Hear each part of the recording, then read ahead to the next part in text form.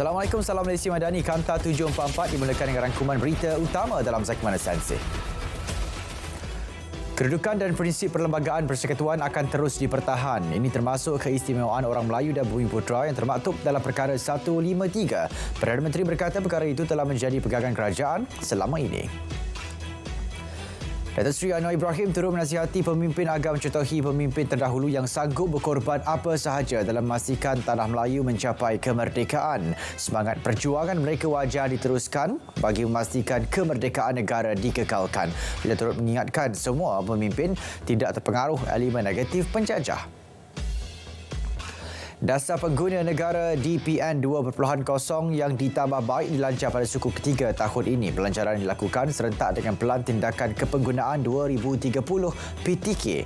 Menurut Menteri Perdagangan Dalam Negeri dan Kos Sara Hidup, DPN 2.0 melibatkan 3 teras utama: penyertaan rakyat, perendangan dan penguatkuasaan serta pendidikan nilai kepenggunaan. Pelbagai aktiviti menarik menanti pengunjung program Madani Rakyat Zon Tengah bermula Jumaat ini di Kompleks Sukan Kuala Selangor. Ini termasuk jualan agro madani dan khidmat nasihat geran pertanian. Menurut KPKM, pameran seperti Paddy Tech, TVET Pertanian, AgroVet, Agrotech dan Aquaculture juga diadakan. Selain petting zoo serta pameran lembu sado. Sektor kerajaan dan industri akan dipastikan dibekalkan dengan kelengkapan yang baik dalam maju perjalanan digitalisasi negara. Keutamaan diberikan kepada daya saing yang mantap berbanding negara lain. Ini dilakukan dengan menekankan pendekatan progresif yang menyeluruh terhadap program-program digitalisasi. Pusat Sokongan Sosial Setempat Pertama Negara mula beroperasi di Rantau Panjang, Kelantan. Inisiatif KPWKM itu bagi membantu menangani isu psikososial dalam kalangan masyarakat. Menterinya Datuk Seri Nancy Shukri berkata sehingga kini 44,783 orang telah mendapatkan khidmat bantuan psikososial di seluruh negara. Inisiatif Penstrukturan Semula Tabung Timbang Tara Antarabangsa Asia AIAC akan dilaksanakan secara berperingkat. Ia melibatkan pembaruan takbir urus pusat. Datuk Seri Azna Osman Said berkata, penstrukturan semula itu turut melibatkan pengenalan Mahkamah Timbang Tara AIAC mengikut pindaan undang-undang sedia ada.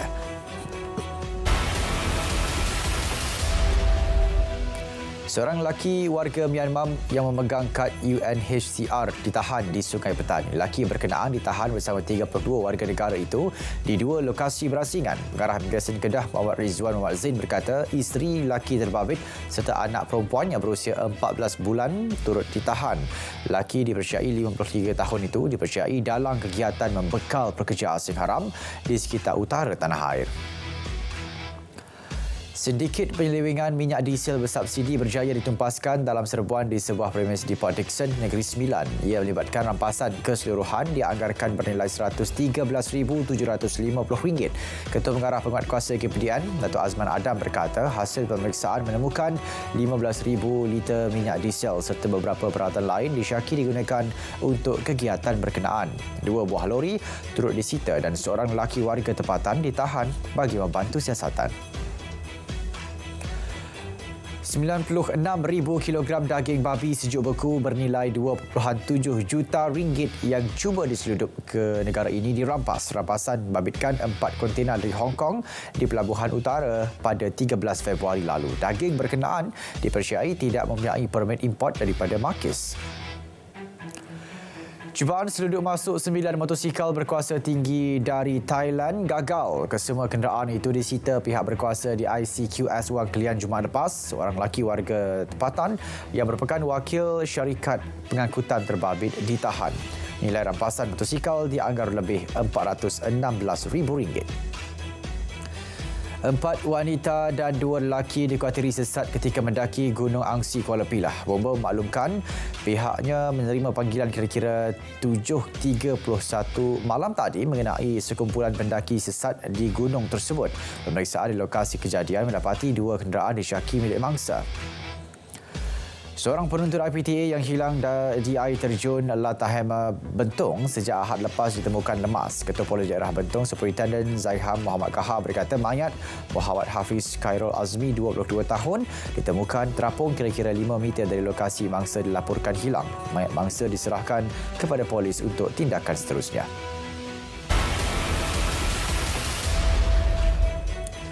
MDEC menyasar melatih 30,000 usahawan mikro pelajar IPT serta TVET dalam program e-usahawan tahun ini yang melibatkan sasaran jualan 35 juta ringgit. Sejak diwujudkan pada tahun 2015, 563,543 usahawan di seluruh negara telah dilatih menerusi program itu dengan menjana jualan terkumpul melebihi 1.24 bilion ringgit.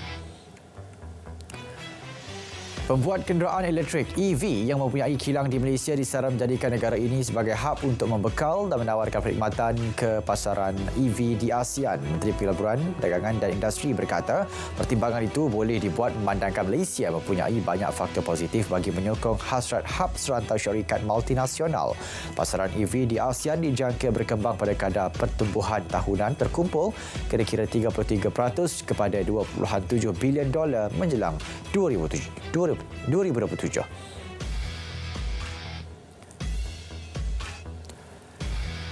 Prestasi semasa ringgit tidak mencerminkan prospek positif ekonomi Malaysia pada masa akan datang. Gubernur Bank Negara Datuk Abdul Rashid Ghafur menjelaskan prestasi ringgit baru-baru ini sama seperti mata wang serantau lain dipengaruhi oleh faktor luaran.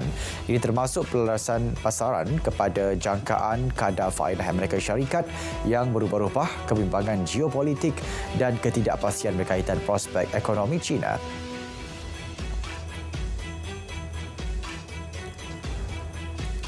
Jumlah perdagangan Malaysia pada Januari 2024 melonjak semula dengan pengembangan dua angka sebanyak 13.3% kepada 234.73 bilion ringgit. Ia selepas 10 bulan mencatatkan penguncupan berturut-turut. Menurut MITI, ekspor meningkat 8.7% kepada 122.43 bilion ringgit dan import naik 18.8% kepada 112.3 bilion ringgit. Nilai bulanan tertinggi direkodkan bagi bulan Januari, manakala lebihan dagangan berjumlah 10.12 bilion ringgit, lebihan dagangan ke-45 bulan berturut-turut sejak Mei 2020. Perbadanan Nasional berhasrat melahirkan 5,000 usahawan franchise menjelang 2025.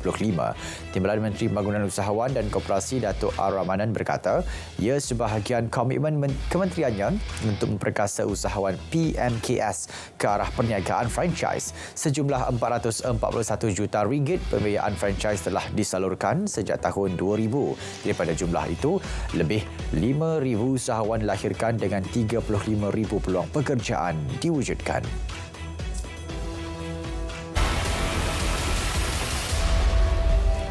Malaysia akan mengambil bahagian dalam sesi pendengaran awam bagi mendapatkan pendapat nasihat Mahkamah Keadilan Antarabangsa ICJ berhubung isu Palestin. Delegasi Malaysia diketuai Menteri Luarnya Datuk Seri Muhammad Hassan.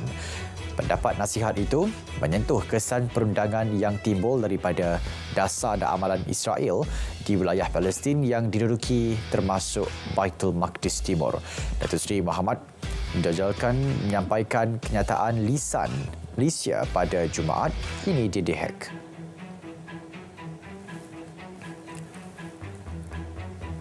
Sekatan terus dikenakan ke atas penduduk Palestin untuk masuk ke Masjidil Aqsa pada bulan Ramadan ini. Israel bertegas menghadkan jumlah individu yang hadir dengan alasan faktor keselamatan. Sebelum ini, Israel selalunya mengenakan sekatan khususnya kepada umat Islam lebih muda kononnya bagi menghalang keganasan. Laksanakan gencatan senjata penuh dan kemasukan bantuan ke Gaza. Itu syarat diberikan Hamas jika Israel mahukan perjanjian pertukaran tahanan. Hamas menegaskan ia merupakan syarat utama yang perlu dipenuhi untuk kedua-dua pihak mencapai persetujuan.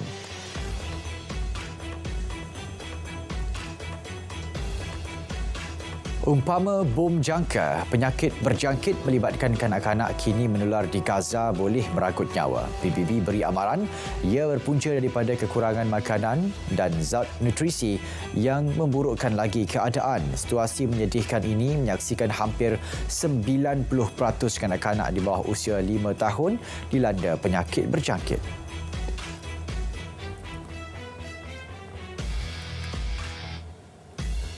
Presiden Indonesia mengumumkan peraturan presiden yang menuntut pengendali syarikat digital gergasi Republik itu membayar sebahagian pendapatan mereka kepada syarikat-syarikat media. Peraturan itu sebagai usaha untuk mendukung hak penerbitan kewartawanan dalam menghasilkan bahan berita. Berita gembira itu disambut baik media tempatan selepas 3 tahun berunding.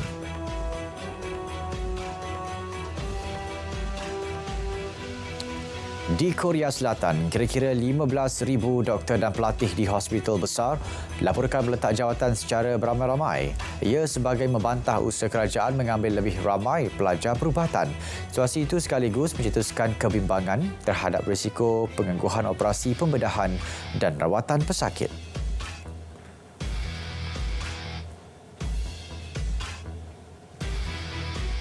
Pengasas rangkaian peruncit diskaun Jepun, Daiso Industries, Hirotake Yano meninggal dunia akibat kegagalan jantung pada usia 80 tahun. Yano menghembuskan nafas terakhir di Hiroshima. Yano dilaporkan mempunyai nilai kekayaan bersih kira-kira $1.9 bilion pada masa kematiannya.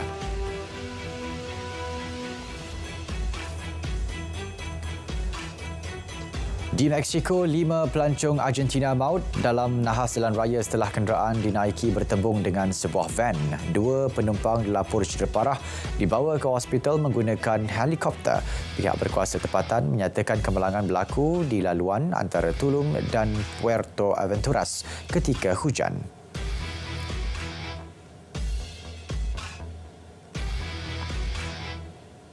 Saudara, Kanta 744 berakhir di sini. Dari sungai ke segara, Palestin pasti merdeka. Assalamualaikum, salam Malaysia Madani.